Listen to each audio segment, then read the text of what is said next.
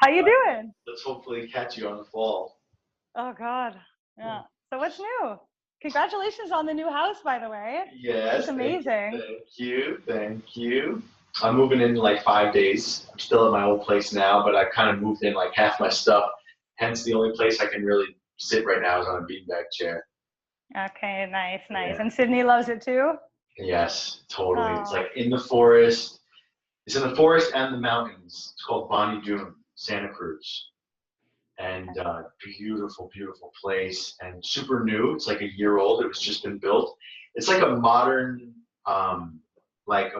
healing sanctuary, but totally in the woods.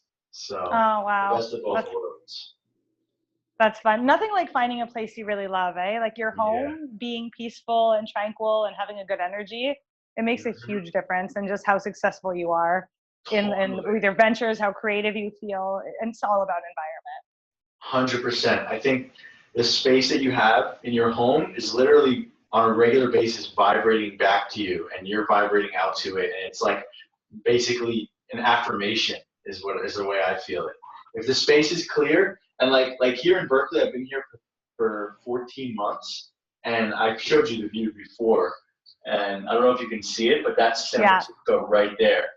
So I'm literally waking up and looking at San Francisco, and like it's so expansive and open, and there's water and there's mountains. Like it's gonna be very tough to beat this, but I watched as everything grew, my business, my life, everything grew, and I completely believe that the home is an anchor point for that. Yeah. Oh, definitely. So yes, I don't know what you wanted to chat about today, but I wanted to ask you. I was super curious about your cavitation experience. Yes. Because that's a huge topic that everybody talks to me about, and I myself have had teeth pulled. So yeah, I'm super interested. Totally. Let's get right into it. I'm already recording, so. Okay, cool. So 3 years ago, I started having pain in my wisdom tooth sites. They got pulled 15 years ago. Yeah. Let me make this bigger, so hopefully the recording will be bigger as well. Okay. And so 15 years ago, they got pulled. It was the most agonizing, tied for the most agonizing experience of my life. My back injury and like the week after the back injury and getting my 4 wisdom teeth pulled were the 2 most physically agonizing experiences I've ever had in my life. I remember I was like a wrestler, like a hot shot, and I thought I was tough. And I literally was in my bed for 7 days, like couldn't get out. It was my mom's bed, actually. I was in my mom's bed for 7 days and went through 2 full bottles of Percocets. And the dentist like says hardly anyone ever goes through their first bottle. And that's the only thing I remember from that experience. Like I just remember it being completely agonizing, and that was it. And I never thought about it again. For 3 years, my wisdom teeth sites would ache when my immune system was low. So you know that feeling you get where like your glands are swollen, you're tired, and you feel like you're about to get sick, but you're not sick? Whenever that happened, my teeth, where the teeth used to be, would swell up and hurt. Didn't think anything of it, like just the way I am. You know, I'm just like, I ignore a lot of things, or not ignore, but I just don't pay attention or don't give them power. It's not like I Googled gum pain. I just moved forward, right? Yeah. Then I watched the documentary Root Cause, and for any they pulled it now. They pulled that it off. documentary is not even. My God, yeah. That's how I know it's real. That's how I know it's real. I totally agree. As soon as they're trying to suppress it, you know there's something to it, because if it was just an idiot speaking, they wouldn't feel the need to shut it up, right? Completely. Do you know how many retarded documentaries on Netflix that make no sense whatsoever? That stay for decades? And actually get enforced by Netflix, like on the most popular? Yeah. So I watched that documentary, and I was like touching my teeth the whole time, touching my gums. I was like, shit, is there something to this? Like, I wonder if this is affecting me. I wonder how it could be affecting me, right? And the truth is that for 6 months, as of recent, I was dealing with severe neck pain, like gradually getting worse and worse and worse, to the point where right before my surgery on my cavitations, I was in agony on my neck. I thought it was a disc herniation. I swear I was like getting ready to do the same process with my neck that I had with my back. Was gonna get an X-ray, was gonna MRI, and like, fuck, you know, like a whole other journey now, right after healing my back. So, because I mean, I'm sitting. Look, I haven't sat in 14 months. I'm able to sit again. It's amazing. Yeah. So, okay, so I'm dealing with this neck pain, and I'm like, I wonder if this has something to do with it, et cetera, et cetera. Shoulder pain, tightness in my shoulders, all of that. Well, mainly physical things. And a couple months after watching that documentary, I decided to do a little more research. I started Googling the subject, watching YouTube videos on the subject, and like one of the common things was neck pain, lymphatic pain, like shoulder tightness. I read this article on this lady's website called Debug Your Health. She's really, really badass. And the crazy thing is, she had wisdom tooth cavitations, and she also had SI joint, sacroiliac joint pain, and her sacroiliac joint was popping out regularly, which is the same joint that I hurt in my back, as well as the disc. So after reading that article, I was just like, there is something to this for sure. Watched more YouTube videos, more articles. I said, I'm definitely pursuing this. So I went to Dr. Jarvis in Marin, who's one of the best in the world. And he was pretty good. He was cool. He was honest. And I did a cone beam scan. So you want to get that cone beam scan first. It's like $750 here in Marin, but anywhere else it would probably be $400 or $500. And it's a 3D X-ray. You put like your chin on this little machine, and then this thing comes around. It's like, Yeah. Gets your whole 3D scan. And he said for sure all four were infected, and he even knew that my bottom right one was the worst, because that was the one that hurt the worst. So I was going to do the surgery with him, and then I started doing further research, and on YouTube I found Dr. Stuart Nunnally in Texas, and I just totally fell in love with the guy, like super honest, humble, went through 3.5 years of mercury poisoning, and I was like, I'm going to Austin. Like, I don't care about the extra flight cost in the hotel. I'm going to Austin because, number one, I'm petrified of the surgery, right? Like, I'm super scared to get this done. And number two, I really just vibe with this dude. So I flew to Austin, had the surgery. He cuts a small incision in each site wherever you have a cavitation. He agreed that all four were infected. He cuts a small site. He takes this little piezo tool that goes in and cleans out the site. He said it's like an oil slick. He's like, you cut it open and literally like yellow or black oil starts coming out right away. And so we're taking a step back for a second. The reason these infections happen is because conventional dentistry doesn't clean the site properly, leaves the periodontal ligament intact, which doesn't allow the immune system to take over. And they use epinephrine anesthetic, which actually restricts blood flow to the area. So the area never heals properly after the surgery. So there are some other things. I mean, sometimes dentists leave gauze and other crap in there. But those are the main reasons why conventional dentistry is doing extractions incorrectly. And then not to mention root canals, which is a whole other issue. So basically,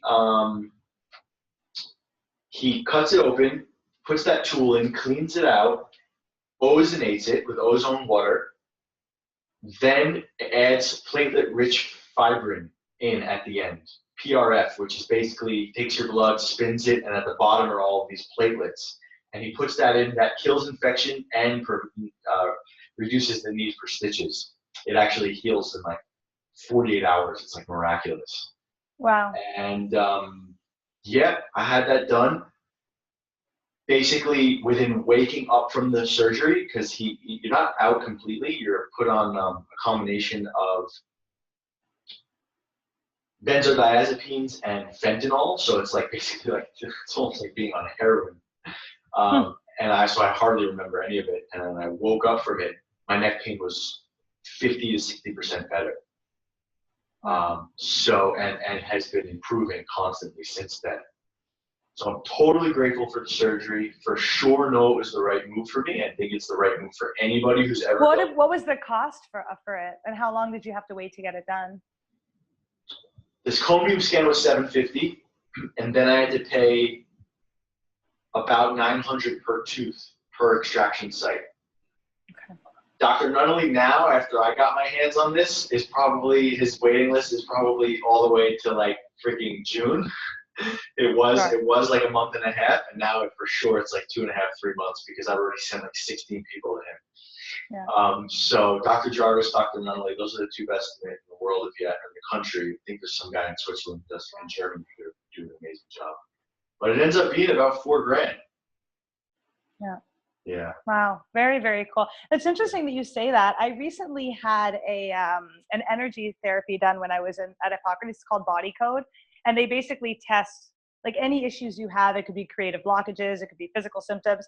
And she tests your energy and she tests your muscles to see what's going on. And one of the things that she told me, it was right after I had seen your video, was that, so I've had 3 teeth extracted. One of them has a butterfly bridge. It was 3 root canals that when I learned about root canals about 7 years ago, I had all my teeth pulled, like kind of in a panic. And I had done quite a bit of research before. So I actually had them done by a holistic dentist who assured me that he used a burr and removed the periodontal ligament and did all that stuff. And I've been having this weird, for about 1 or 2 months, I've been waking up with this weird sensation that there's something going on with one of my implanted teeth here, that I originally was a root canal, had it pulled by a holistic dentist, and then had an implant about a year ago.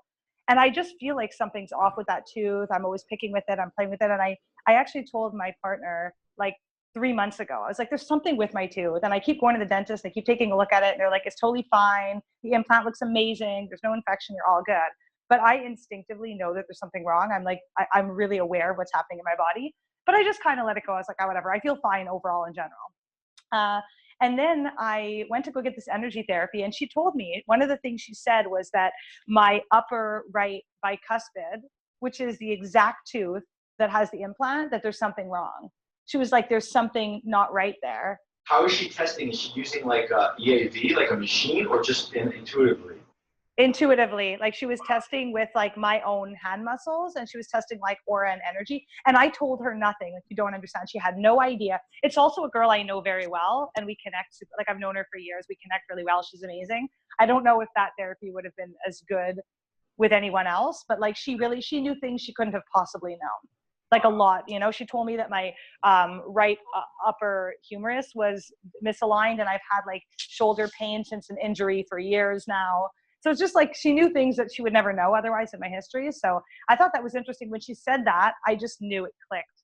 And I was like, I know there's something wrong there. So that's why I'm interested also in going to get checked out. However, I don't know what they do for a person who has, let's say, a cavitation and then gets an implant into that cavitation site. Like, I'm not sure what can, if anything, can be done. So it's not the same. Any ozone injections in the area? I haven't had anything done at all. Yeah, I want to get it checked first and see what's up and all that. But yeah. So do you have a zirconia implant? Yeah, I have 2 zirconia implants. So I went to go see my best friend's father-in-law, or her best friend's, not father-in-law, stepfather, years ago when I first had dental problems. And like my history of younger with bulimia and smoking and drinking and just all that stuff, like I kind of deranged my teeth for a bit there. But anyway, I hadn't been to see a dentist at all since I was like a kid. I moved out at 14. I think the last time I saw a dentist was 12. 10 years later, I had like 3 or 4 cavities. He was a little gung-ho. He over-drilled my cavities and basically hit the nerve and then told me I needed a root canal. So I got 3 root canals. For a tooth that was knocked out when I was a kid, I was pushed down a hill and my front tooth sort of came out. And then, so I had a front root canal and then a root canal on my upper bicuspid and then a root canal on the back bottom here. When I was really sick, I started reading like Weston Price Foundation, all these things. And I was like, I don't get it. I'm eating super clean. There's something going on that like is causing me chronic stuff. And then I stumbled across the root canal information. So I panicked and like, I called the only holistic dentist in Montreal at the time. And I was like, you need to take these teeth out. You need to take them out tomorrow. I had all 3 of them pulled in the same day.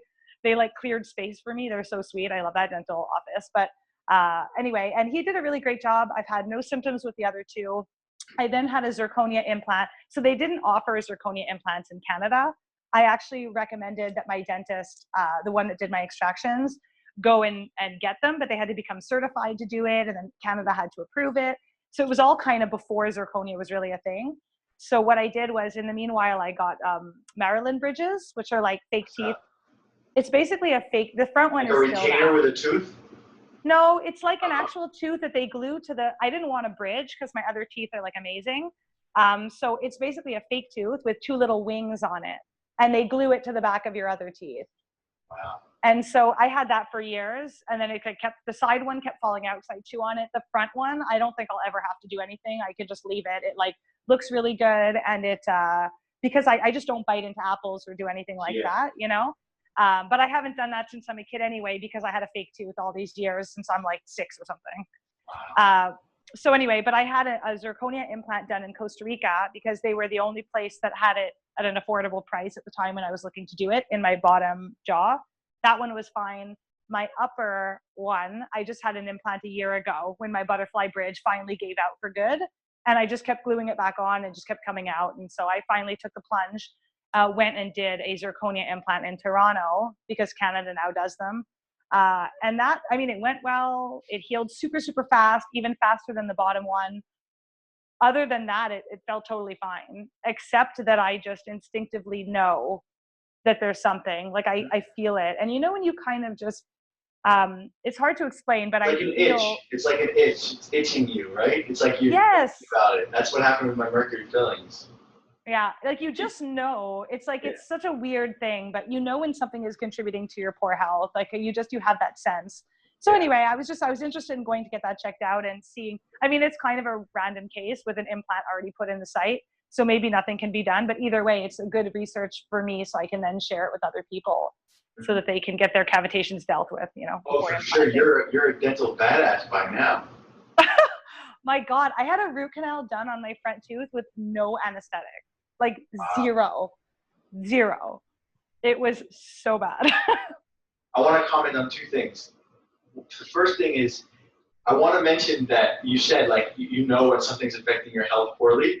I think the recipe for this is to, when we learn about something new, like for instance, root canals or cavitations, is to let a few weeks pass, because there's that initial like paranoia that kicks in, right? There's that initial feeling of like, oh my God, is this killing me? Am I gonna have cancer? You know? And then like a few weeks later, when all that charge settles, then you can actually think clearly and be like, no, something's going on here, you know, without any of the emotional like craziness with it. And then the other thing I wanted to show you, look how crazy this is. I'm going to show you my bacteria report for. Oh, I saw it. Yeah, Did you? I saw it. Yeah, you had like 20 different strains of bacteria in each tooth. Freaking crazy. Let me share it on the screen for everyone to see. Hold on. Yeah. Share screen. Share screen. Can you see my screen right now? Yes. Okay, it's coming up clear on the other side? Yeah. Beautiful. Okay, so look at this. This is my bacteria and viruses and parasites that were in my cavitations. And I can't even freaking pronounce a lot of these, and I've never heard of a lot of them. But look at so it's 9 or greater indicates serious risk. Greater than 7.5 but less than 9 indicates a moderate risk. So the least risky one is still moderate risk, and all of these are beyond serious risk, right? Yeah.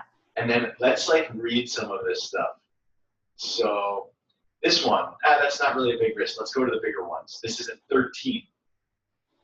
Gram-negative anaerobic non-motile rod-shaped singular cells, frequently found in the mouth. They colonize infection sites by binding or attaching to other bacteria. Symptoms: abscesses, wound infection, bite infections, general tract infections, and periodontitis. Blah, blah, blah. That one's not that exciting. Let's get to some other ones. Here. Can cause urinary tract infections, bloodstream infections, sepsis, pneumonia, meningitis, and other debilitating infections, sometimes even death. The fatality rate is about 75% for Serratia sepsis, though cases of this are exceedingly unusual. All right, we're not even at the good one yet. There's one that's just mind-blowing, and it's the one that I'm highest for down here. So, okay, this is more. Epidural abscess, blah, blah, blah. Okay. All right, I want to read this one. This is a 15.5. It produces an inflammatory, sometimes bloody, diarrhea or dysentery syndrome accompanied by cramps, fever, and pain.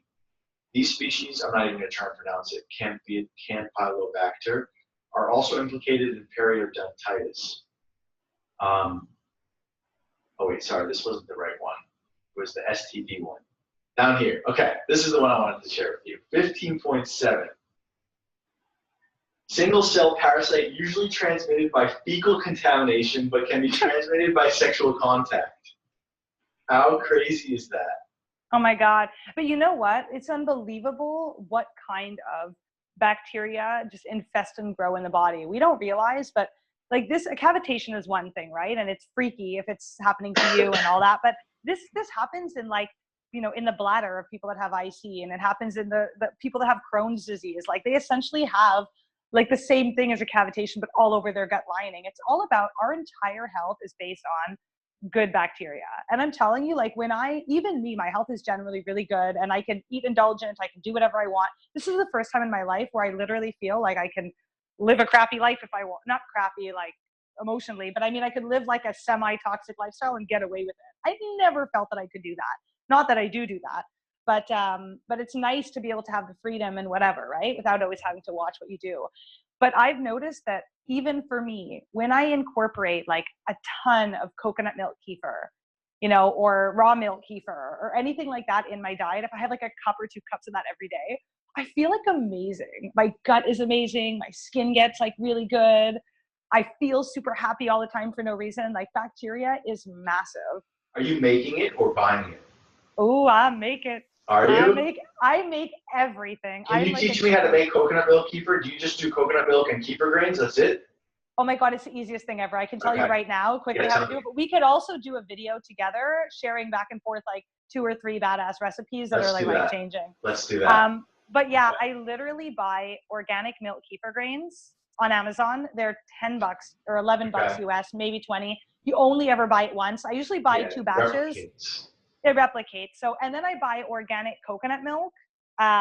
When I'm in the US, it's harder to find like a clean brand, but when I'm in Canada, I like CHAS, CHAS. That brand is literally coconut and water. If you live near coconuts, you could also blend the coconut water with the coconut meat and use that, which is perfect. It's even better. But otherwise, I just take a clean mason jar. I actually have some right over there. But do you take the sweetened? Is it coconut milk? It has natural sugar in it, or do you get the one that has like virtually 0 sugar? It has nothing. I buy only, if you're going to buy it, get the cans. You never want to buy the like cartons. The cartons always have additives and minerals and like all kinds of random stuff. But I literally buy like can of coconut milk from that company CHAS that like literally has water and coconut. Well, okay, but it does have natural sugar, right? Yeah, there's naturally sugar in it, but honestly, it's so sour. When you ferment it, trust me, there's no effing sugar in there. Like it is super sour. So yeah, and I just basically, I just stick the grains in a mason jar with a can of coconut milk, like a 16-ounce mason jar. And I leave it covered with, I actually bought on Amazon, like a cap that has a filter on it. It's just basically like a cap with a screen. And I leave that on top, and then I strain it into a new mason jar, and then I keep that same dirty mason jar with the grains, put the next coconut milk batch in it. I wash it out like once a month. You never rinse the grains, ever. You just leave them repetitively fermenting. And basically, I make like a can of it every single day. And 16 ounces a day? Yeah. Are you drinking 16 ounces a day? I'm drinking. My boyfriend and I each drink. Well, he's a little consistent with it there. Is this new? Yeah. Oh, okay. Actually, we're not gonna get away without talking about that. All right, so let's take a pause on the kefir. All right, pause. Okay. Tell us.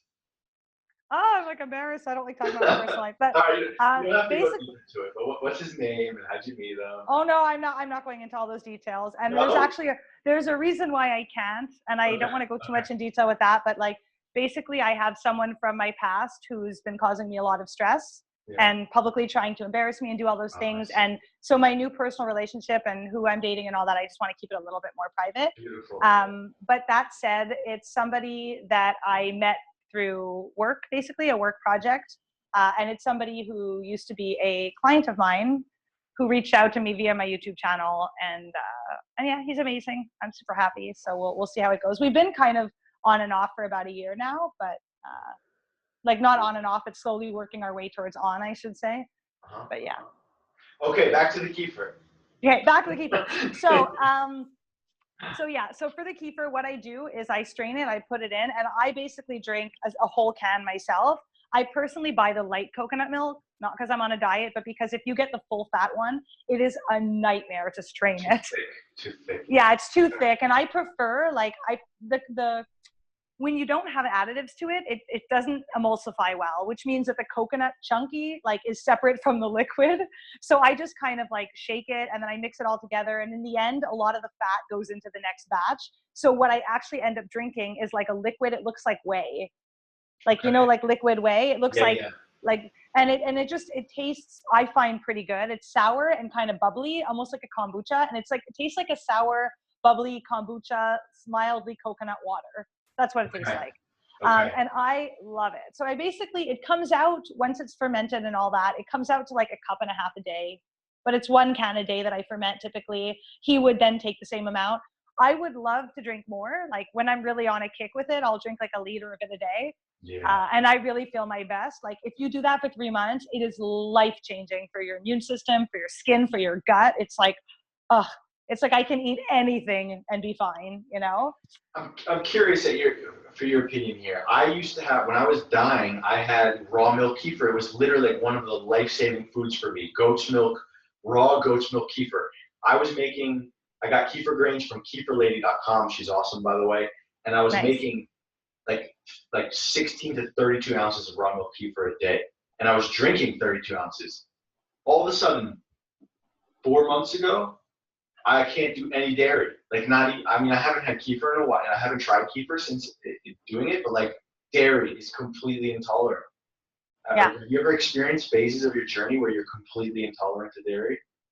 Well, it's so funny. I find for me, I was going really hard on fermented food for a long time. I was eating like that raw vegan diet at Hippocrates while I was like there for several months doing on a work project. And I was doing like amazing on that. And then all of a sudden, some emotional stressors and things happened in my life, and I became temporarily intolerant to fermented vegetables. Like I would get hives and I would get really like bloated from that same diet. And then now I'm fine on it again. So I have gone through cycles, but there's actually a really cool test that everybody could do at home for free to test what their food intolerances are. And I'll share it with you. It's like amazing. And it's super accurate, and it's like, it can be done in 5 minutes. But so I do go through phases like that. What I personally find is I'm actually not intolerant to dairy. Like I can go hard on raw cheese. I'm totally fine. Even as a person that used to have acne, I don't even find that breaks me out as much as like sugar does, you know? But I personally hate the taste of raw milk kefir. Like I've tried getting the raw organic milk and then like fermenting it. That really dairy taste, like I hate it, like cottage cheese, unless it's a really strong pungent cheese. I can't do any dairy. I just don't like it. So for me, the coconut milk kefir is slightly more effervescent and tastes a lot less like dairy, which I really like. So, but yeah, I've never really been super intolerant to dairy, at least not in the later half of my life. I really never eat it though, because I don't love it. When I was a kid, I couldn't do dairy because I just was always sick and I had like chronic bronchitis, and dairy just made me produce mucus like I should have been paid to do it, you know. But yeah, if you're having an intolerance to that, it could just be because the immune system is going through a shift. I would switch over to like coconut milk kefir. I like it because coconut itself, especially if there's no additives, it's super anti-parasitic, and like I've never found anything that purges worms in the gut more than coconut oil. And coconut, like dried desiccated coconut. If you eat that, if you eat like make coconut bread, oh my God, yeah. If you eat a bunch of that, lot of coconut oil, right? Like 4 tablespoons a day or something, right? Well, I actually found this was, I think, the most successful parasite remedy I've ever tried in my life, and I've tried so many. But like for my personal body, to this day, I can like remove worms in like 2 days by doing this. Basically, all I do is I take 1 or 2 tablespoons of coconut oil like twice a day. So I'll just do it like kind of on an empty stomach. And I'll often make like coconut flour bread with like psyllium husk or something like that, but I don't even need to do that, just the coconut oil with berberine. Taking berberine, 2 caps twice a day, and doing coffee enemas once in the morning with like 3 tablespoons of coffee and like 2 cups of water. I do a coffee enema with the coconut oil with berberine. My God, like living worms are just like floating around the bowl, and you're just like, wow. Badass. Yeah, berberine is really good for worms, like really good for parasites. But for your dairy, I would switch to the coconut kefir. It's really gentle. I don't think you'll have the same irritation with it. And I think if you do that for a while, you can then switch back to raw milk kefir and probably do pretty well with it. I wonder how effective the coconut milk kefir is at repopulating the gut versus the raw milk. It must not have as many different strains, but maybe it does. Maybe it's the grains that matter the most. What do you think? Well, there is a benefit to raw milk kefir. Like, I'm still mostly plant-based. So for me, like, and I just hate the taste of dairy. I would totally do the raw milk kefir, but like I said, I can't stand the taste. But there's, oh, no problem. Yeah. If you get raw milk, you automatically have immune cells and bacteria in the milk from the cow before you ever ferment it.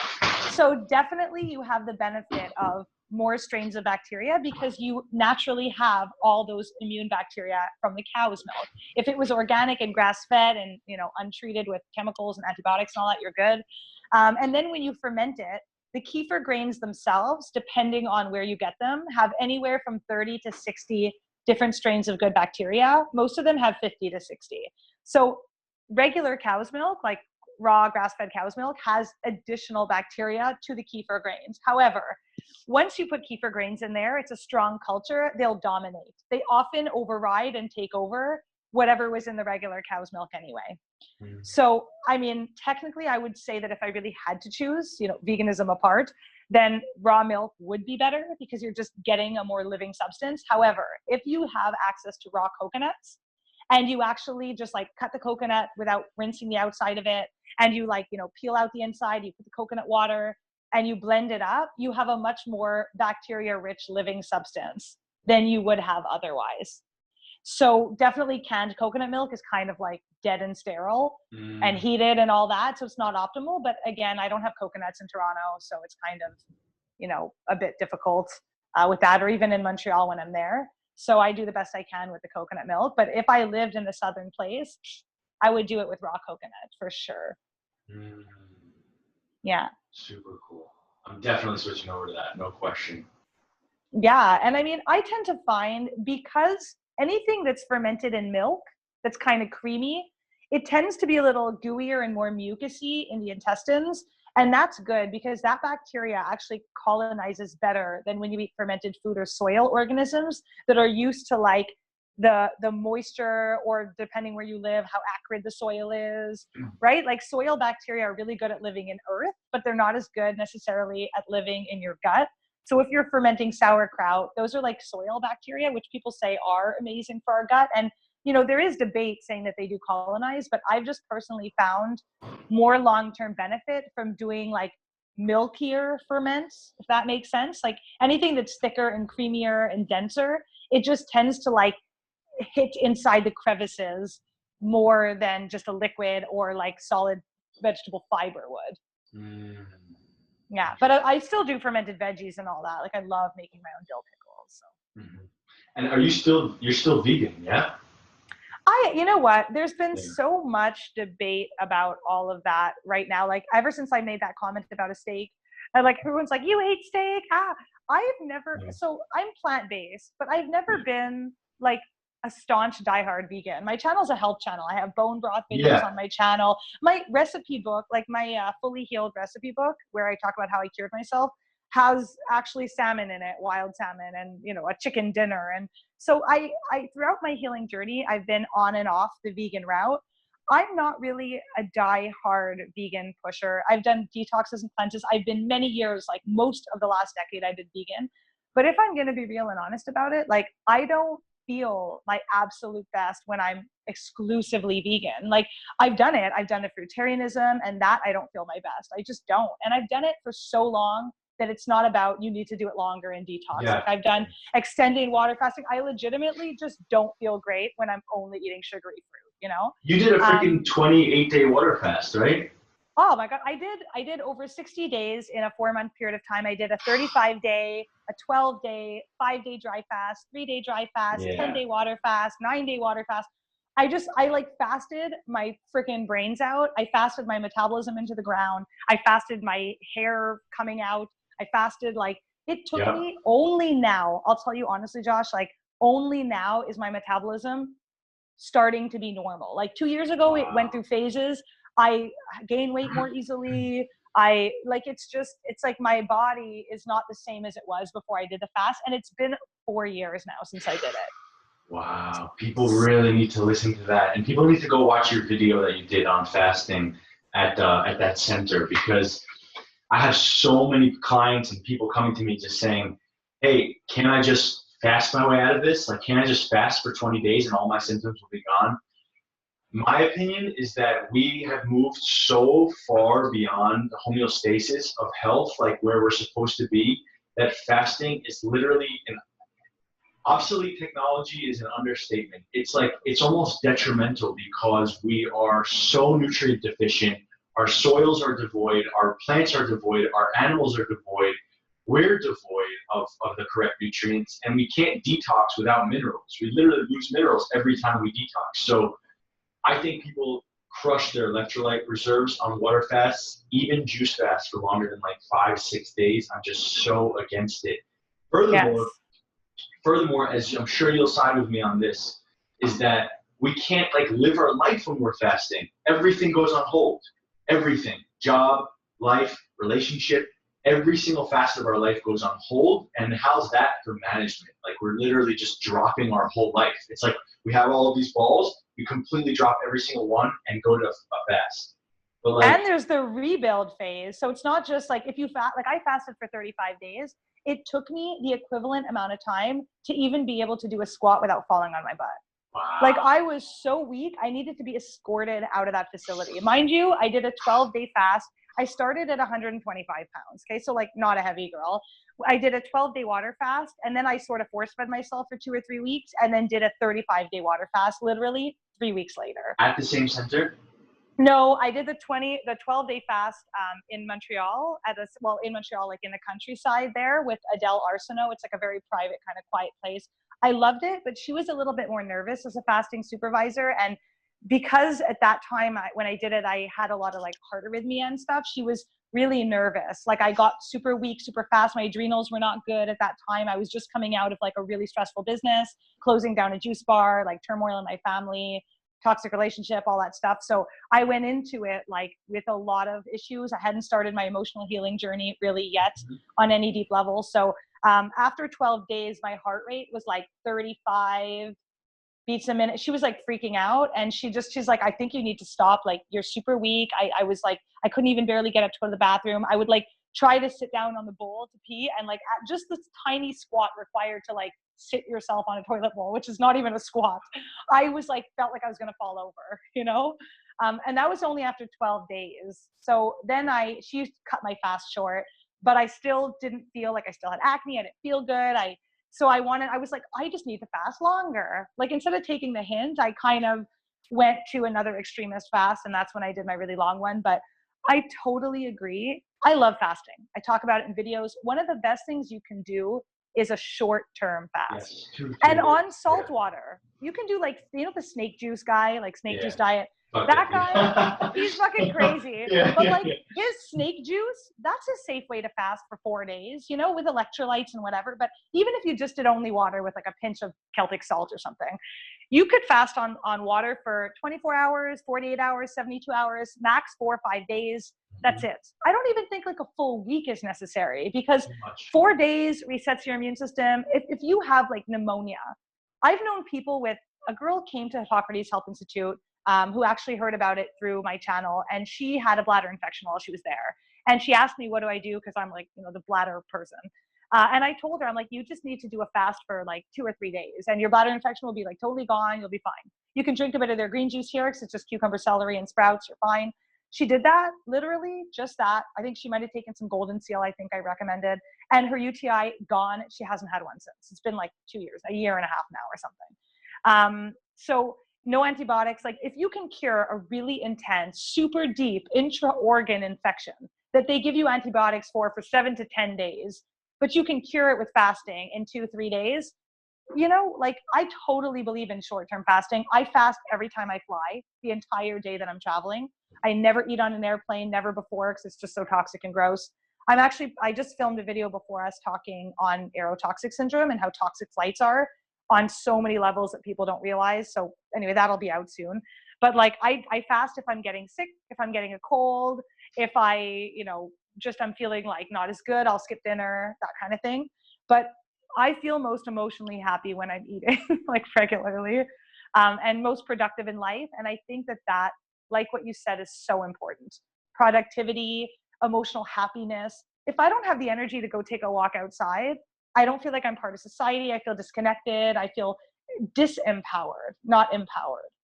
So some people have done long fasting and they love it, but most people, if they do very long, like especially in the 14, 21, 30, 40 day range, you really start to see long-term problems, metabolic disorders, weakened organ function. Your body is using your reserves, but if you're sick, you don't have a lot of reserves. That's the point, right? It's like what you said. You're missing minerals, your organs are all inflamed, and you know, you don't have anything to stimulate bile if you're on water, and you don't have anything to stimulate peristalsis really. Like your gut just shuts down. You don't have any fiber, nothing nourishes your good bacteria. So after 5 days on a fast, your good bacteria have basically eaten the like mucus layer of your small intestine, the biofilm, and then they're starting to actually eat your intestines. Like they get hungry, they get angry, they die off. You end up with like a gut that's almost sterile at the end, if that makes sense. And then, you know, then it's a nightmare. You have to actually repopulate the gut properly. And, you know, it's a nice reset. And I don't really regret doing it because it taught me so much about health. And now I know that I, you know, won't ever do it again. People like me, you can't regret anything because we're coaching people and helping people and making and have millions of YouTube views. So it's like where we fuck up, we literally save people thousands of dollars and years of suffering. So we can't regret anything personally. Yeah, it's true. It's like an honor. It's like your mistakes and your shortcomings, they're really helpful. There's a purpose. I agree. I love doing things that are extreme because I want to be able to recommend what's safe for people. And, you know, like it's just, if I had done like a 3-day water fast and someone's like, should I do a 10-day one? And I'd be like, I don't know, unless I had a bad reaction on 3 days or something. Right. But yeah, I love that. It's like the guinea pig honor. Mm-hmm, mm-hmm. You know, one theory that just came to me right now, I don't think I've ever thought about this before, but why are we so much more unhealthy now than we were 100 years ago? Or why are our reserves so depleted? It's almost like back then we didn't have any of these magic pills to keep people from being sick. So for instance, if someone was not feeling well, they would know for sure that they weren't doing well. But now, if someone's not feeling well, they can be on the internet all day, be watching TV, be completely stressed to the T with their job, trying to make a living, having Advil, coffee, alcohol, and blood pressure medication. So they're literally just like a walking sick, dying person, but they have all of these things that are keeping that system going, right? Part of like the medical system is we've created a way to keep the dysfunction rolling, right? So then compound that after decades and decades and decades, and people are completely and utterly devoid of life force, of nutrients, of health, of anything that would allow them to do a fast successfully. Yeah. Does that make sense?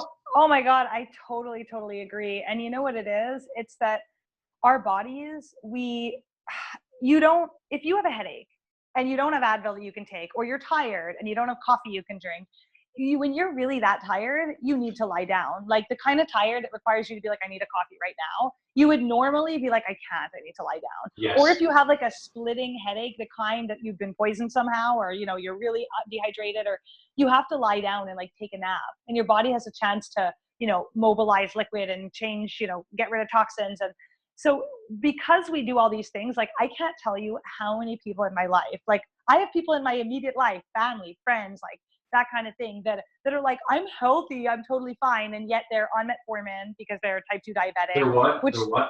They're on metformin. Oh, metformin. Because they're type 2 diabetic, and they drink 13 coffees a day, like 13 espressos a day. And they're like, I'm totally fine.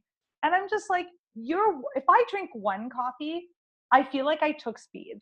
Like I used to drink like 12 coffees, but if I drink a coffee, and I actually like the taste, but every now and then I'll have one, and I feel kind of cracked the F out for like 2-3 hours. And then I feel tired, and then I have like anxiety. And I'm just like, I don't like this, you know? So I could only imagine the level of adrenal depletion that exists if you can drink 13 cups of coffee a day and then still fall asleep at night, you know? And these people are on blood pressure medication. And if you are on any medication, because if you get off the medication, you don't feel good, like a type 2 diabetic who doesn't take metformin, which in itself is a whole other story of toxicity. But if you don't take it, your blood sugar will literally be sky high and then crash. And you can end up with like the shakes and dizziness and going blind and not feel good. And you'll feel like if your blood sugar fluctuates, you could feel like you're going to pass out. Like it's very scary. You know, I've had hypoglycemia. It's freaky as hell.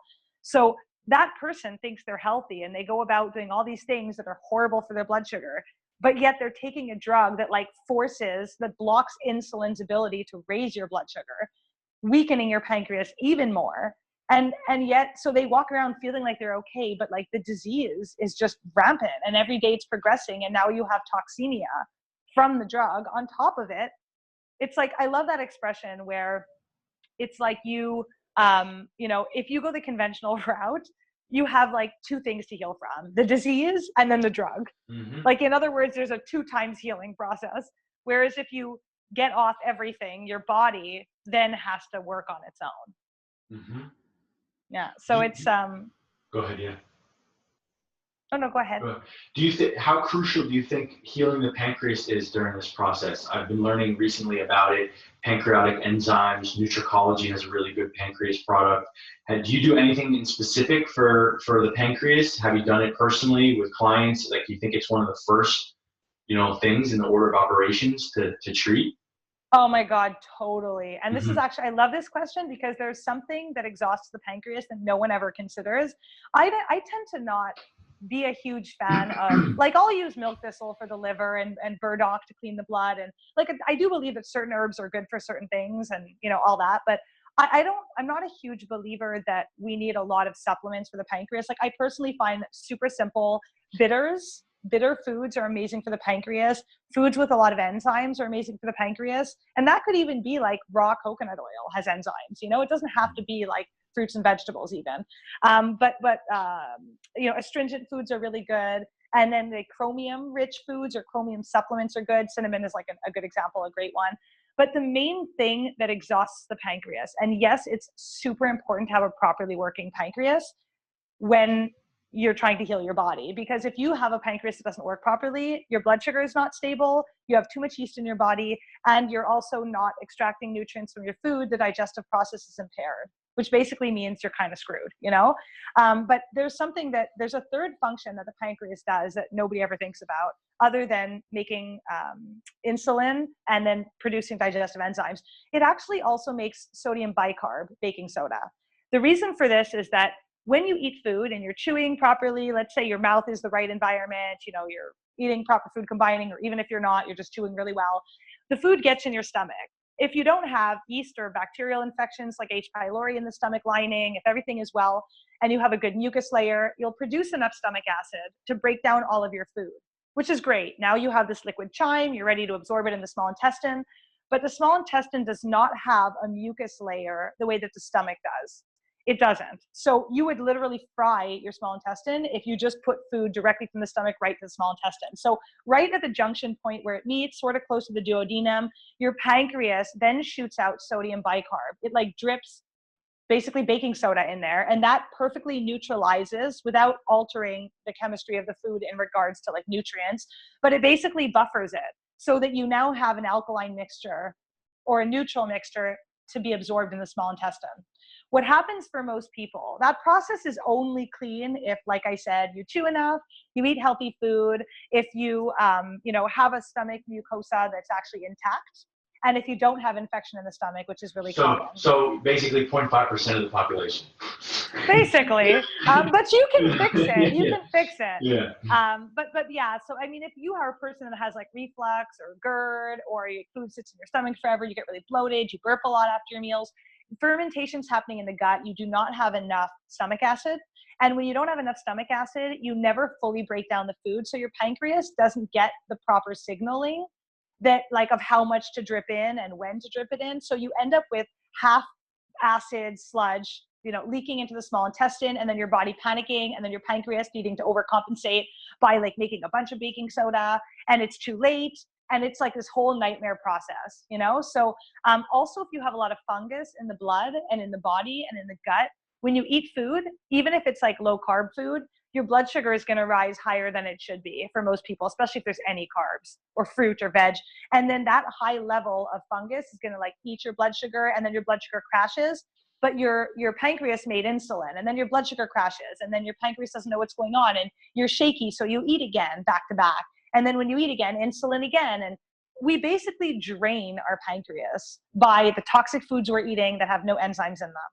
And by eating improperly combined foods, by taking a bunch of meds and like acid reflux, pills and things like Advil that damage our guts, and coffee that suppress stomach acid production, and just all these other, things. If we just ate legit real food, like healthy food, doesn't matter if you're high carb, low carb, keto, meat, not meat, doesn't matter, healthy, natural food and all that, then you're basically going to be in the right place to actually heal and digest and absorb your nutrients and all that. So, yeah, but definitely addressing the pancreas. You know what? I actually just got a text. I'm having an exercise bike delivered, and I think the guy's here. Yeah, go ahead. He's here. We'll pause the recording. No problem. We can pause it? Okay, I'll be like 5 with it. But anyway, I just found one secondhand from a warehouse at like half price. And the guy delivered it like from this morning to now. Nice. So yeah, super, super happy. But anyway, that was like my happy delivery of the day. We should have gotten that whole delivery on the podcast. Oh, I know. I guess we should have too. I was like, hey. I paused it. Oh, it's okay. I actually just ordered wheatgrass too. I have like 6 trays of wheatgrass just right there behind me. But do you drink it or do enemas with it or what? I drink it. Yeah.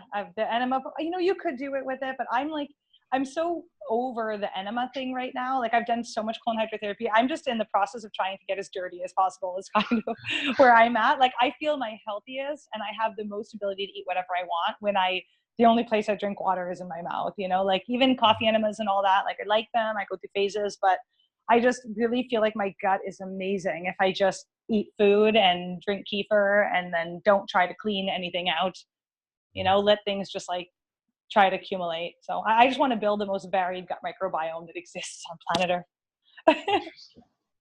Yeah. Okay, should we talk about the whole raw vegan craze or the vegan thing that's going down with all these vegans? Oh my God. No longer able to be vegan? I know. And that's crazy. I actually didn't know that Raw Alignment also had stopped being vegan. So number one, I get attacked a lot too when I talk about anything animal product, even though I've never publicized myself as being like a staunch only vegan, and I've always had a sort of balanced approach to it. But I find like I understand the advocating for animals part of it and all of that, but at the same time, like there has to be a fairness to it. Like obviously I'm anti-factory farming and cruelty of animals and all those things, but like are we gonna hate lions and kill all the lions because they're carnivores? Are we?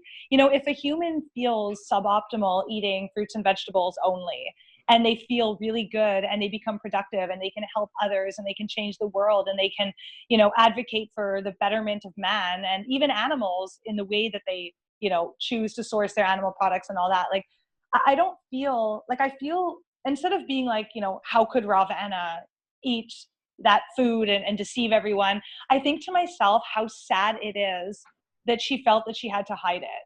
Like, how sad is it that even if, a lot of people are saying in Ravana's case that she wants to have a baby and she is dating this new guy who's not vegan, and that's probably why she just stopped being vegan. The way that I see it is it's, even if she just decided she wanted to eat fish that one day, like who is it for anybody else to judge? Like, I know people are going to say, with the animals, but there's also like the humans, and there's how they feel, and there's emotional health, and there's balance. And I just, obviously it's, you know, tricky when you're looking at social media, because a month before she, you know, was caught eating fish, she was like releasing a detox vegan, you know, healing book. But like, I have a vegan juice cleanse. It's a juice cleanse, and obviously it's vegan because there's no fish juice in it. But it's like, that doesn't mean that I don't advocate for some of my clients, or most of my clients, to have a more balanced approach to eating. Or in other words, like, it's, she might believe that if you want to do a quick weight loss detox, that a raw, you know, 21-day challenge is beneficial for most people.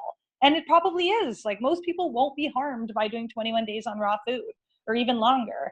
It could be a good gut reset for some. I don't think it's like that they're malicious. I also don't believe that we should be demonizing or judging anybody for the choices that they make. And, you know, especially Raw Alignment, who came out saying like, she just feels better. She felt instantly better when she ate salmon. Like she says, guys, it was instantaneous. It was like, I woke up the next morning a different human.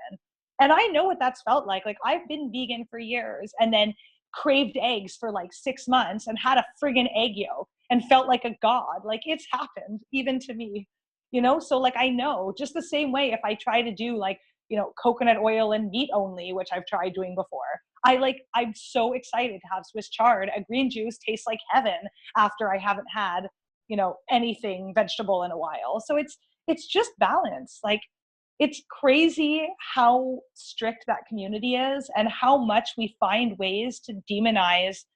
It's just, what's the difference? Racism, sexism, or like hating someone for their dietary choices? Like, it's just another way to segregate and separate society, and to create hate. Like, as long as there's people alive, people will find reasons to hate. They'll hate you because you're too nice. They'll hate you because you're an asshole.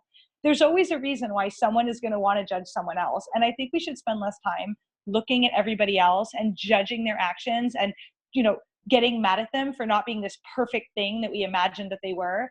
And instead, we just accept that everybody is a flawed human who's just learning and growing every day, and allowing people the freedom to move, to change, to develop, to become different, to learn things.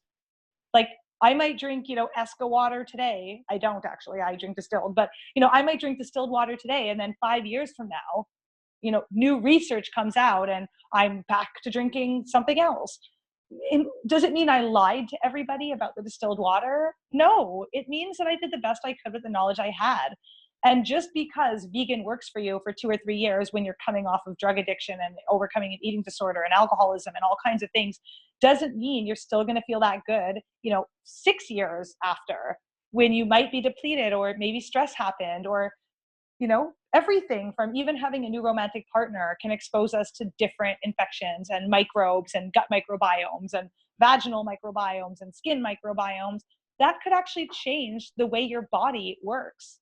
Like, a new relationship can alter your gut microbiome significantly. So can frequent flying. So can sleeping in hotels often. So can, you know, winter versus summer. There's so many reasons why people should be allowed to make the choices that are best for themselves. But anyway, that was my rant. Mm-hmm. We're putting that's going to be a separate clip. I love it all. Completely love it all. I mean, what do you think about it? You literally said all. I feel like you said so many of the important things that I have in my field with this subject. So if I repeat them, whatever, because I can't remember everything that you said, but it was just every single thing just clicked in and resonated for me. I agree that the saddest part of all of it is that the individual has to feel that much pressure that they're not able to come out with their truth, and that they're choosing pleasing an audience, or they're choosing fear of judgment over their own personal health. To me, that's like the sign of a health coach that's not responsible, right? If someone is truly, truly a health coach, then it's like they need to choose health at all costs, right? We need to choose health even if it has to do with our family and our family's pissing us off. We need to choose health even if it means losing money, even if it means losing followers, even if it means disappointing people or angering people. If we're truly in integrity with being a coach of health and detox and longevity and wellness and healing from chronic illness, we have to choose that every single day. right? Sometimes every single hour, it's like it has to be a choice to choose that, to choose well-being. So it's just, yeah. And then I also think about, not only is the judgment there, but there's some sort of receiver in the individual's field that has been created over many, many years. So what I mean by that is, if like when they came out and said that they were no longer vegan, it was A, apologetic, and it was B, like it was like almost explaining and asking for permission of why they could be allowed, why they should be allowed to choose different foods, right? Even saying that you need permission to do something, you're literally inviting attacks in, right? You're inviting negative comments, people ripping you apart by saying, hey guys, look, my health was really bad. I really just had to do this. I'm sorry. I'm sorry if I disappointed you. And not everyone's video was like that, but the general tone was this long, drawn out like explanation of why they should be allowed to eat. No. Fuck all that. I'm eating meat and I'm allowed to because I'm a human, right? Like I don't need to explain to you why I should be allowed to do something. All that does is you're asking for permission for you to be in your truth, and that is an invitation to get ripped apart. So I noticed that it's not only like the collective and the YouTube people and comments, it's also like what's inside of us, right? Where are we with all of this? And apologizing, like apologies never are like bringing out great energy, right? Because they're never like creating empowerment, right? By like apologizing, unless there's really shame and up. guilt and embarrassment behind it, and those are not powerful, loving, truthful emotions. They're like they're low vibration, right? Totally. So I'm not judging any of them for how they went about it, and in truth I couldn't watch any of the videos in full because they bored me. But like if I got caught doing something that like was out of integrity or like doing something, I would just totally be like, guys, I fucked up. I'm doing this for my health. And you need to understand that this journey is not about veganism. It's about health. It's about like feeling good. And I would just like be more like I don't know. I wouldn't be that apologetic. Of course, I wouldn't lie to my audience for fucking 3 months, That's true too. I mean, it's easy to find that, like, if it's easy to demonize them because it's true, you aren't necessarily being truthful, but there is the fact that I think that the bigger issue is, do you even want followers who don't want you to be really you? Yes. Do you want followers? Like, if let's say I, ate a steak and all my followers didn't want to follow me anymore, even though my channel is not about veganism, it's about health. I don't want somebody who's willing to turn down life-changing health information, or to completely remove, like maybe Ravana isn't giving life-changing health information. Okay, so her channel is a little bit more like social influencer, vegan style. I get why there's that, but she's still inspiring you. She's still giving you great recipes if you are a vegan. Like, I noticed that she's getting a lot of backlash now of people, like, she'll show a smoothie and people are like, are there eggs in that smoothie? Is there ground up liver in that smoothie? And she's just like, just because I said I eat some eggs and fish doesn't mean I don't eat fruits, don't eat vegetables, don't eat, like, in other words, people are just becoming really aggressive. And I think that, number one, you want to share your truth at all costs, no matter what that is. And your dietary choices or mine are nobody's business but our own. And we can share them with people, and we should feel confident sharing them with whoever we want. We should always feel fully secure in who we are and the choices that we make for ourselves. And I think that the bigger lesson here is, what is the cost of being a social media influencer? And do you really want to be one if everybody that's following you expects you to be perfect, because nobody is, or expects you to fit a certain label? Like, if your choice of breakfast is enough to make everybody unfollow you, did you need those followers? And then you look at people like Vegetable Police, who is actually a super cool guy. And he, was a vegan for 10 years, like 10 effing years. That guy was a vegan. As soon as he stopped being a vegan, they were like, you're obviously not vegan then. You're just plant-based. Like, what's the difference if you never eat an animal product? Like, he was legit vegan. He did everything from water fasting to juice fasting to fruit diets to high fat to low fat. He still had acne. He still had gut problems. He still felt like total shit, and he still couldn't gain a pound. Like, you're going to demonize the guy, and everybody demonized him, but he did not stand for it. And he literally said, like, guys, I'm eating meat. And he went on to make jokes about himself. Like, should I eat my pork rinds in the closet while no one's looking, you know? Like, and his channel exploded. He had like 40,000 subscribers or 30 when he was a vegan. He now has almost more than I do in like 3 months. By just sharing, he shared his truth, and even his vegan followers still like him. Like, you just be yourself, be authentic. Like, Ravana, own your shit. You know, Raw Alignment, own your stuff, and don't spend all your days responding to comments under your videos of haters. Like, don't give energy to it. Just let it go. Live your life, live your truth. And the people that want the actual lessons that you can share, that are the true to your actual experiences, are the ones who are going to be interested in following you through all of it. I don't know the total truth about any of these people because I haven't done enough research and I don't know them well enough. But like, what it feels like the root is underneath all of this, it feels like the root is desire for success and fear of not being successful, right? If like in terms of somebody, like for instance, Ravana waiting so long to tell her audience that she wasn't vegan. The real root there is either desire to be successful or fear of like losing something, right? Fear of losing audience, fear of losing followers, fear of not being liked. Doesn't that feel like underneath everything is actually what can fuel something like that, a situation like that?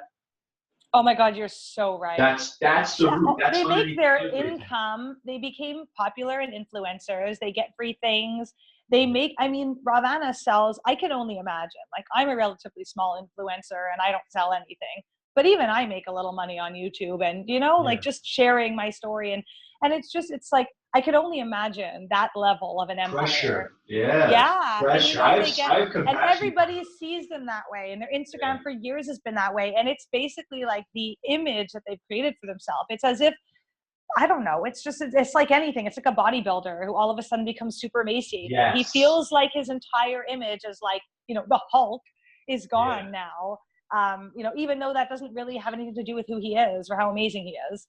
But it's, I think there's a huge financial loss as well, all of it, right? All of it. And there's so much lessons for me in all of this. And like, you know, there's through ayahuasca and through the jungle, like I've learned, and I learned the hard way that like none of these things are really important, right? I have these desires to be successful. I have all of these desires to have a big following, to make a lot of money, to like do all of these things, to help a lot of people. There's a huge plethora of different reasons and motivations and desires why I do what I do, right?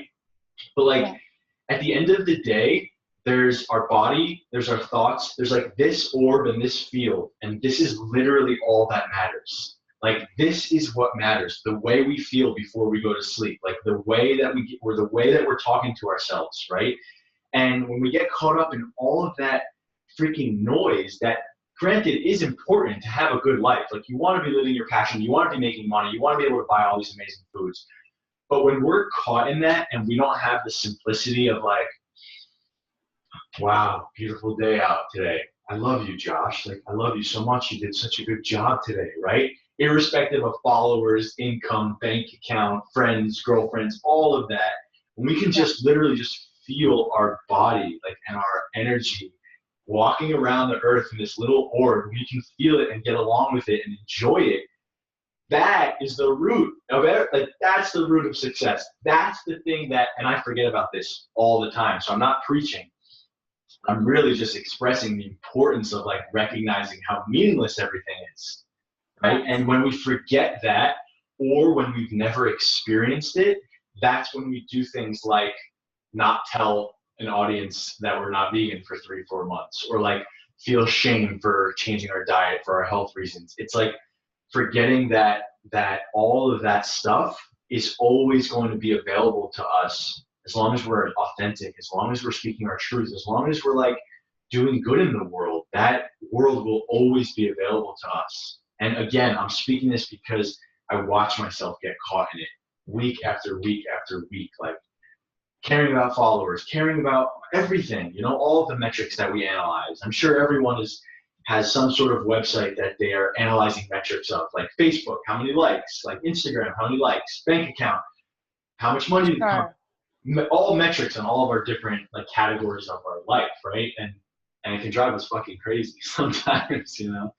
Oh my God. Yeah. Yeah. And you know, it basically breaks down to like the concept of primary and secondary nourishment. And I like that because it actually fits into like the vegan part of it. And people always worry about like what this person's eating, what that person's eating, what supplements they're taking, what they're doing, what their life is like. All of those things are like all of the things that we consume extraneously or internally. That's secondary nourishment. Primary nourishment is feeling of purpose, soul connectivity, emotional connectivity, love, happiness, experience, what we feel every single day. It's our creative ability, you know, our passions, what fuels us, who we really are, our truth, what we're sharing.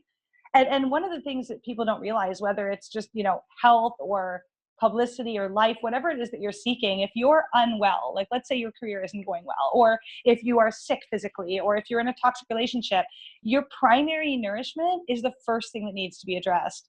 It's the emotion. Like, do you feel a purpose in your life? Do you have a creative outlet? Do you feel like you can self-express? Do you feel somehow that or do you feel that you're, you know, crippled emotionally somehow? Do you feel suppressed somehow? Do you feel like, you know, you can't do things? And, you know, at the end of the day, I think that the biggest reason why we're so quick to demonize everybody is because if someone we're always looking at the secondary nourishment, like it's the most important thing that there is. Like someone's creative expression could be all about, you know, meat, or it could be all about painting, or it could be all about sprouts, or it could be all about, you know, building TVs, whatever it is. It's just, we all differ in that regard. But I definitely think that there's like, we need to understand what, like you said, what isn't a priority, and get in touch with ourselves and living what life actually is. And anytime you're living for someone else, whether it's followers or what your family thinks or what your partner thinks, like you're cheating yourself out of your own experience. It doesn't matter if it's your, you know, most romantic lover, or your, you know, mother that you adore, or your boss at work who's paying your paycheck. You're the one who lives the experience. Let's say you and I both went on the same vacation and did all the same activities. I would have a different experience than you. We would be in the same car driving to the same destination, but we're each looking out of a different window, and we see different things, we think different things, we feel different things, you know? So if you're living for somebody else, all you're doing is disassociating yourself from your own human existence and your own human experience. And then you're not actually learning and growing. You've halted your own development, which means you can't help anybody else, and you can't be an influencer, and you can't do any of that. So at the end of the day, it comes down to just being strong and being like true to who you are. Like it's basically just building strength. I think all of life's hardships and stresses and experiences, whether, you know, bad or good, they're all just there to help you build strength, to help you be more resilient next time. You know, a tree. Not like wall strength, more like inner, like fortitude. Yeah. Mm-hmm. Yeah. It's like your ability. It's like anything, right? If like a tree that lives in a hurricane season is a lot stronger than a tree that lives in Canada. Like their roots are deeper, and the tree trunks are larger, and, you know, they connect differently with the trees around them because they have really gusty winds that they have to survive at all costs. And when a tree gets knocked down, the tree that grows in its place will be stronger and more resilient. The same is true for us, for our inner selves, for our bodies, for everything. So I don't know. I think we just all need to like stop being so hard on each other. That's really what it comes down to. Like, it's not our place. If you're spending time judging others, you spend all your day mad at Ravana because she isn't exactly what you thought, then how little of a life do you have? Like, why aren't you living your own experience? Why are you reliant on Ravana being the perfect influencer? You know, why do you need me to never eat a steak? Like, why do you need other people to be all that you don't believe you can be, or all that you're trying to be? Like, if people spent more time in themselves, they wouldn't have to do that. I wanna comment on that. I had a huge experience the other day. I've had this thing for like a couple of years where, ever since going through a super, super intense health journey, living in the Amazon, just dealing with intense things in my life, I've had this like burning desire to meet. Like, I want to meet another man who I can look at and be like, that's my brother. Like, that's someone who I can just so relate to, who's gone through all of this, who understands this level of challenge and sickness and has fought the battles that I've fought. And it's been this like inner thing. And when I don't find it, there's disappointment, right? And I realized the other day, I was hanging out with someone, and I was just like, I'm actually searching for that piece of myself. Like, I'm searching for myself in all of these other people. I'm literally looking for that piece, that like that missing piece. That piece is what I'm looking for in all of these relationships. And it's like, why do we need someone to be a total hero on YouTube, right? Why do we need someone to have to be perfect? It's like there's a piece of us that wants someone else to just tell us a blueprint for life, to tell us a recipe to succeed in life, to succeed in health, and call it a day, right? Follow their notebook and your life is done, right? It's just not possible. We are all so bio-individual. We are so different. One's man truth is no way, not every man's truth, right?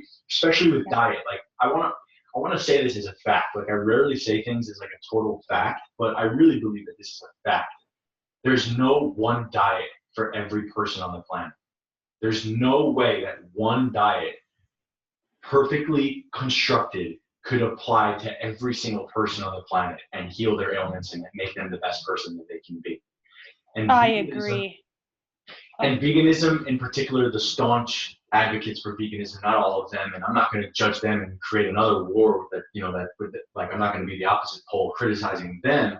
But the thing that itches me about the vegan movement is that they are constantly attacking anyone who's not that. So by attacking anyone who's not that, they're making a statement that says, this is for everyone.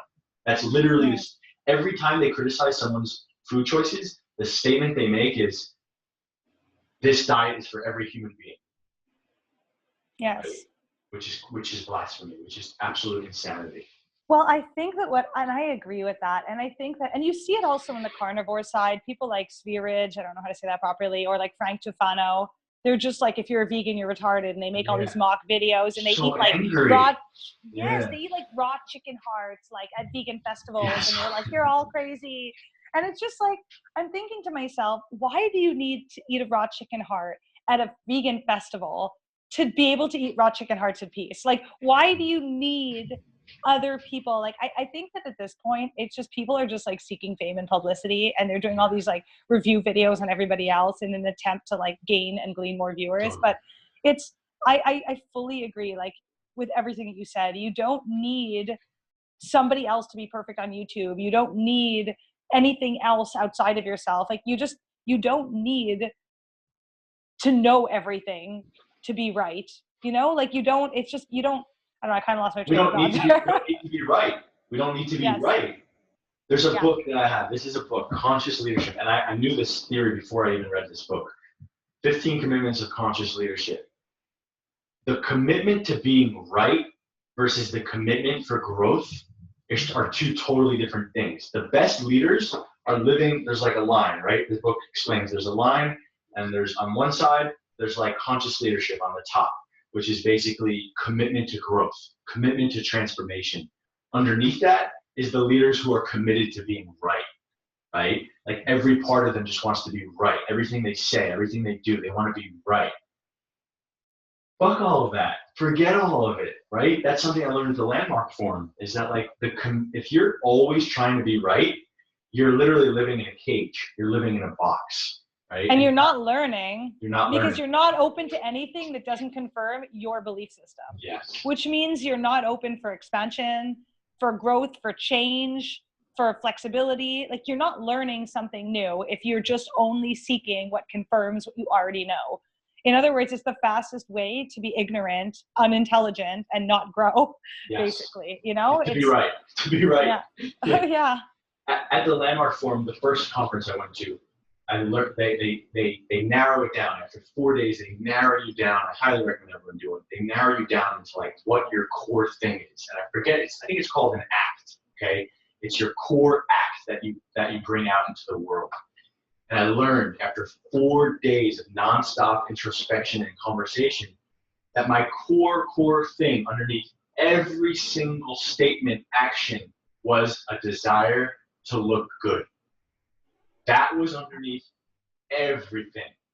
everything I did, even going up there, because they invite people to go up and speak. Okay, so it's 150 people sitting, and constantly every day, all day, people are going up to speak, and they're having a conversation with the forum leader. Okay, and at first I would go up there and I would just be like, wow, I looked so good. Everything was so good. I spoke my truth, and everyone thought I looked good, and like not like physically good. It's more of like coming across as like suave, good, looking good, right? Everyone wants to look good, right? So I did all that, and I was like, man, I got this shit. I'm doing an awesome job at this conference. And then at the end, it all hit me. It was like, every single thing I did during this conference, everything I did from going up into like talking on stage was a desire to look good, right? And then I freed myself from it. I freed myself from it because it was the first time I could see it. And then what if I can act from a different place? Or what if I can be conscious of that motivation and at least choose something different occasionally, right? Yes. So all of this is intertwined. I know it's not about veganism. No, but I mean, I totally agree. And you know what it is? We all do that. Like I see one of the things that I do a lot, people assume because I have a YouTube channel that I'm like, really extroverted and all that. And I'm actually super shy. Like I'm a bit like shy and awkward in a lot of social situations. And when people come up to me and they're like, like I'm like, hi, like I tend to be more shy and more quiet and more reserved than people actually think I am until I know you really well, until I'm super comfortable. So I noticed a lot of people, like I'll go out and they'll be like, why are you so quiet? Like, how come you don't say anything? And I'm like, because I was watching and listening. And so what I do, and I mean, I think that in that similar regard, I don't know if it's just my history earlier in life, or that I maybe didn't feel safer at a younger age, or maybe it's even past lives, I don't know. But the first thing I do when I get into any situation, I didn't realize this about myself, it was only after we all had these conversations and I did all these healing circles, was that I approach every single situation a bit defensively. Like as if I size everybody out. I make sure I'm safe. I make sure there's no weirdos, no crazy people, no one who's going to attack me, no one's going to push me in front of the metro, no threats, no, like right away. And I size. And then when I feel like everything's safe, I like come out of my shell, So it's kind of like, I'm so much that way that I actually really struggle with public speaking because there's so many people, it's hard to size out or have the time to size out a whole crowd. And it's like, I feel blocked from even expressing myself in like really large crowds or really large, so it's funny. It's like, we all have different ways that we approach things. And I sometimes notice when people are talking, like my boyfriend, actually, he often says like, you're so good at judging people. Like, in other words, we'll meet someone, they'll say 4 words and you will know like who they are. And I'll say, oh, this person's so great at that. And you'll be like, I think that, they're insecure or whatever, like, or I'll say something like, oh no, that person really knows how to do that. And it's like, well, how do you know? And it's just, I don't know why. I have a really strong intuition about reading people. And I think it's because I watch and I analyze, and I don't, if we're trying to look good, or we're always thinking about how we're going to look. And I used to be that way. So like, I know, where you're not actually listening fully to the other person. Like you're thinking about what you're going to say next, thinking about what you're going to do next. It's like, you're not learning the same way, and you're not really feeling what you need to feel from that person, because sometimes people's bravado is just a way to mask insecurity, or sometimes people anger is their way to mask their fear. Like when someone gets angry at you for saying you don't like vaccines, it's not because they are really mad at you. It's because if you don't like vaccines, it makes them wonder if vaccines are safe, and then it makes them question whether they shouldn't have vaccinated their kids, and then it makes them wonder if they're damaged from vaccines, and it makes them afraid that they'll have to advocate against vaccines for their next children and to the government, and they'll have to be that weird person that is anti-vax. And I mean, just as an example, but it's like all of a sudden you've literally shattered their paradigm with your confidence about one statement. And the anger comes as a protection mechanism. Yes. So that they don't have to go to all of those places. Exactly. So it's almost like your angels can really shed light on some people's demons, or your demons could really bring out other people recognizing their own demons and then being really mad at you. Like a lot of those staunch diehard vegans that are hating people that are eating meat, let's say, that change back. Maybe it's because they don't allow themselves freedom with food. Maybe they have an eating disorder mentality. Maybe they have so much guilt and shame about it that they secretly desire to live a normal friggin' life where they could eat at a restaurant or go to a wedding and not have to order something different. Or, like maybe in their heart of hearts, they wish they could have carefree living or be more like normal in society. And so they're sort of like resenting the person who does get that liberation, or, like there's a lot of ways, I guess, to look at it, but it all breaks down to like internalizing. We need to spend less time looking out and more time looking in, less time talking, more time as I rant, but like more time, hearing and watching and seeing and feeling. We're so much more intuitive than, we really realize. And that actually brings me back to a point I didn't want to forget. I mentioned it earlier in the video, was that experiment to test and see. It's almost like a sort of muscle testing technique that you can do at home to see, like if you want to know if you're allergic to dairy and you're like not sure if you should be eating it or not, and you just want to be sure about it, or you're not sure you should eat, lamb versus steak, or, asparagus versus broccoli. What I tend to do every few months is I just learned about this, so I should say every few months, like I've done it like twice or something. But basically what I do is I stand up flat on ground with my eyes closed. I'm going to sort of, and you just basically stand up and you ask yourself, like the first thing I say is show me yes, and then show me no. And every time your consciousness, your subconscious, your belief system, and your body aura want something, if it's a yes, if it's a good thing for you, you will naturally have the reaction of leaning towards it. Think about when you meet someone you're attracted to, or when you really like someone, you like lean into them. Body language is based on this concept. Whereas like when you like someone, you lean towards them, you lean into them. When you don't like someone, you lean back, all that stuff. So if you close your eyes and you stand up and you say, show me yes, it could take up to like 3 seconds, 5 seconds, or 10 seconds for you to sway forward. But with your eyes closed, you will notice a very pronounced forward sway every time you say, show me yes. Next, and I tried it. The food goes in front of you? No food at all, just the thought of it. So right now, like for me to start it, let's say I want to know if I should drink wheatgrass, if I should be talking to Josh Mason, and if I like living in Toronto. Okay, let's just say. So the first thing I would do is I would close my eyes and I would just like balance for a second, because you always sway a little bit. And then I'm going to say, show me yes. See, I just lean forward right away. But like some people, it could take a couple seconds, but you will feel every time you say, show me what the yes is going to feel like. It shows you leaning forward. If I say, show me no, I right away lean back. It works every time. Like it's so weird, but it actually works every time for everyone that's ever tried it.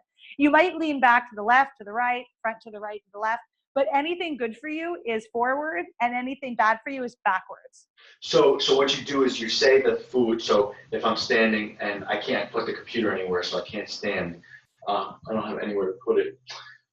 So with good lighting, at least I could do it over there, but the lighting would be crap.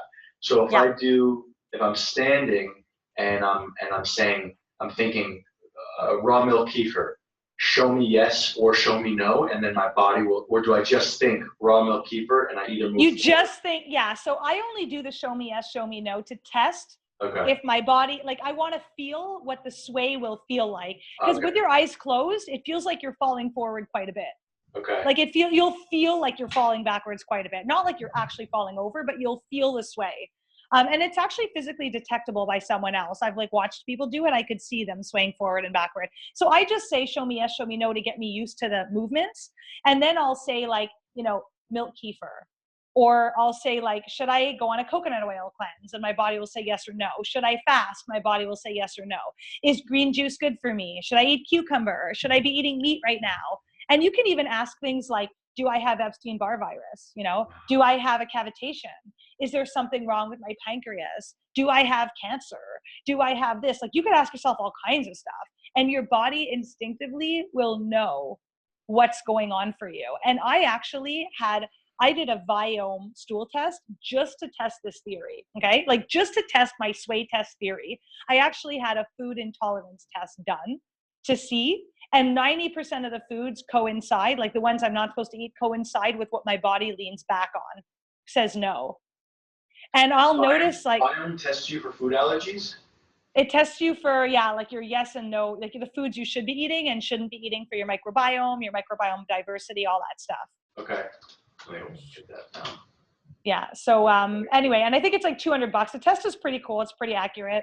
Nothing's ever 100% accurate. Right. I've also done muscle testing. I did that with my friend on all the foods that my body said yes and no to. And it was fully aligned. Like, and I've even asked weird things. Like I had a psychic reading and somebody, and she told me that I had an evil entity attached to my sacral chakra for whatever reason. And I like asked myself in the sway test, like, do I have an evil entity stuck at my sacral chakra? And like, I leaned forward, like right away. And then I asked myself, like, will I always have this? And I like leaned back right away. And then I was like, is it something I need help with or I can do it? And I like leaned forward. Wow. And then I started doing reading on how to let go of like evil entities. Like, I'm just saying, it's just an example. Yeah. Or I'll say something like, you know, am I with the right person right now? Like, is this person good for me? Or, you know, whatever, like it could be anything. Like you just say like the name of something or someone or a food, or I'll ask like, you know, let's say I have a headache one day. I'll be like, do I have a headache because I'm dehydrated? And then I move forward or I move back. Is it because I'm tired? Is it because of stress? Blah, blah, blah, right? It's just a really cool test. Like I can't say that it's 100% accurate all the time. All I know is if I follow what that tells me, I get to ask myself and my intuition and my oral energy what it is that I really want and what I'm aligned with. And then I feel confident if I lean forward that it's something I'm aligned with. And then I feel like safe and happy to go forward with it. So there's like a conscious aspect of it. And there's also an actual physical trust aspect of it. And so I don't know, I found that to be pretty accurate for me. And I really enjoy doing that. Like when I'm, you know, doing any transition in life or I'm looking to do something new, I like kind of test to see if it's something that my body actually wants to move forward with or if it's leaning away from. Beautiful. Beautiful. Yeah. All right, I have a call coming up soon, but we'll obviously do this again. Is there any last words for either of our audiences? Well, I just wanted to say that it's always fun chatting with you, Josh, and I think that this is going to be a really beneficial chat for people with the information on cavitations and everything else. I'll let you know if I reach out to that cavitation guy and see, whatever happens with that, if I do have an issue with it. But it was always nice catching up. And I guess want everyone to feel empowered. They don't need you or me or anybody else to be perfect. They really don't. Like, other people are not a reflection of who we are. And we're all human and everyone is just doing the best they can. And we're all learning every single day. And, instead of demonizing people that are publicly sharing their truth or that are making changes or that are adapting and growing, we should be respectful of that, because these people are taking risks and chances and are acting kind of, fearlessly, in the sense that they're willing to adopt something radically different because they think that it'll help them. Like, it's from a place of power that people are making these choices, not from a place of weakness and not from a place of shame or guilt. So yeah, we should just all be like a little bit more loving, I guess. I love that. So Montreal Healthy Girl on YouTube, MontrealHealthyGirl.com, Facebook, Montreal Healthy Girl. Yeah. Instagram, Montreal Healthy Girl. Yeah, I think it's Montreal Healthy Girl _ND. Okay. And then I got thedetoxdudes.com, the Detox Dudes on YouTube, the Detox Dudes on Facebook, and just Detox Dudes on Instagram. Awesome. All right, let me pause the recording here, but don't hang up just yet. All right, bye everyone. Peace.